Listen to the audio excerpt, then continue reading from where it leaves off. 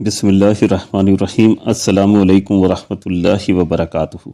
नाज़रीन व सामीन, अल्लाह करीम ने हर शख्स के लिए आजमाइश रखी है।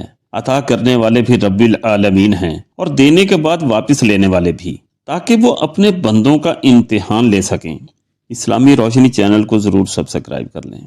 कुछ दिन पहले मैं एक शॉपिंग मॉल के बाहर खड़ा अपनी बेगम का इंतज़ार कर रहा था कि एक बहुत खुशपोश और शिस्ता जुबान बोलने वाले साहब ने मेरी गाड़ी का शीशा खटखटाया। कहने लगे, मेरी कुछ ख्वाहिशें हैं, क्या आप पूरी कर देंगे? मैंने भी कुछ वैसा ही सोचा जैसा इस वक्त आप सोच रहे हैं। मैंने शीशा नीचे किया और उनकी जानिब सवालिया नज़रों से देखा। उन्होंने बहुत मोहब्बत से मेरे साथ हाथ मिलाया और अपना तारुफ करवाया। मेरा नाम तैयब है, क्या हम आपसे बात कर सकते हैं? मैं गाड़ी से उतरा और उनकी जानिब मुतवज्जह हुआ और कहा, जी फरमाइए। तैयब खान है मेरा नाम, मैं 78 साल का हूँ। मेरी कुछ ख्वाहिशें हैं, क्या आप पूरी कर देंगे? मैं उनको लेक्चर देने के मूड में था कि कोई काम धंधा करें, अल्लाह ताला से मांगें वगैरह, मगर मैंने सोचा कि ये जो भी है सच्चा है या मकार, इसे मेरे पास अल्लाह ताला ने ही भेजा है, तो क्यों न पहले इससे इसकी बात सुन लूं। मैंने कहा, जी मैं कोशिश करूंगा, आप हुक्म फरमाएं। उनके चेहरे पर एक हैरत और खुशी के मिले जुले तासुरात उभरे। उन्होंने कहा, क्या वाकई आप कोशिश करेंगे? मैंने उन्हें यकीन दिलाया और तहम्मुल से उनकी बात सुनने के लिए उनकी जानिब मुतवज्जह हुआ। उसने अपनी बात शुरू की। मैं एक टेक्सटाइल मिल का मालिक था। पिछले सियासी दौर में भत्ता ना देने पर मुझे कत्ल की धमकियां मिली तो सब कुछ छोड़कर बांग्लादेश चला गया और वहां गारमेंट्स फैक्ट्री लगा ली। कुछ अरसा तो सिस्टम ठीक चला, मगर फिर मुझे मेरे बंगाली पार्टनर ने धोखा दिया और मुझे न सिर्फ वहां से भगा दिया बल्कि मेरा सब कुछ हड़प कर गया। मैं जैसे तैसे पाकिस्तान वापस आया तो मेरा तो सब कुछ ही लुट चुका था। मेरे पास कुछ भी नहीं था, मिल बंद पड़ी थी और सरमायाकारी के लिए भी कुछ नहीं था।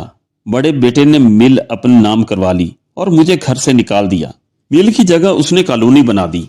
मैं कुछ अरसा तो अपनी बहन के साथ रहा, मगर उनके शोहर को अच्छा नहीं लगता था। वो बातों बातों में इशारे कर जाते थे, इसलिए मैं वहां से भी निकल आया। बेटे से मिला और उससे माली इमदाद का कहा ताकि कोई छोटा मोटा धंधा करके गुजारा कर सकूं, मगर उसने भी जलील करके निकाल दिया।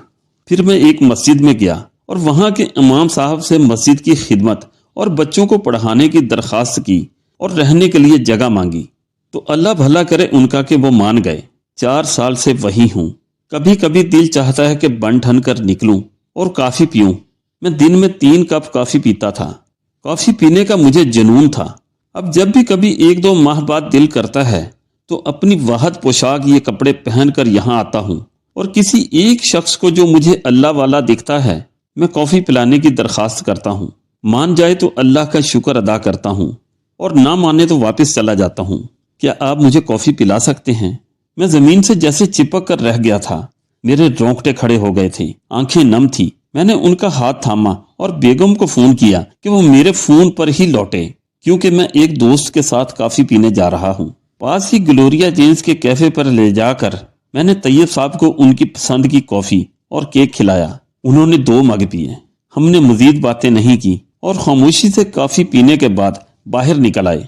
मैंने उनको मस्जिद तक छोड़ने और उनकी कुछ माली इमदाद करने की इजाजत चाही तो वो बोले, तासीर साहब, अब और कोई ख्वाहिश बाकी नहीं रही। अल्लाह पाक आपको बहुत ज्यादा अता फरमाए, आमीन।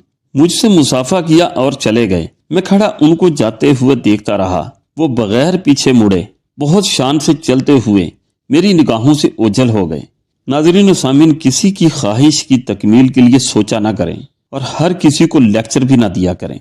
ये जो आपके दर पर दस्तक देते हैं ना, ये अल्लाह के मेहमान होते हैं। इनकी कदर किया करें, क्योंकि वक्त एक सा नहीं रहता। हमें नहीं मालूम होता कि जो हमारे दर पर आया है उसके क्या हालात हैं, उस पर क्या बीत रही है। इस्लामी रोशनी चैनल को जरूर सब्सक्राइब कर लें। जज़ाकल्लाह खैरा।